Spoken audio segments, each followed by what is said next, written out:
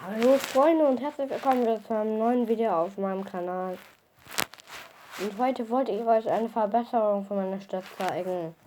Schaut euch das an. Ich habe einfach ein Grasfeld gekauft. War noch ein kleines Extra dabei, ein Modellauto. Ja, aber ich hoffe, es gefällt euch. Schreibt es gerne mal in die Kommentare. Dabei habe ich noch ihn gekauft, den explosiven Creeper.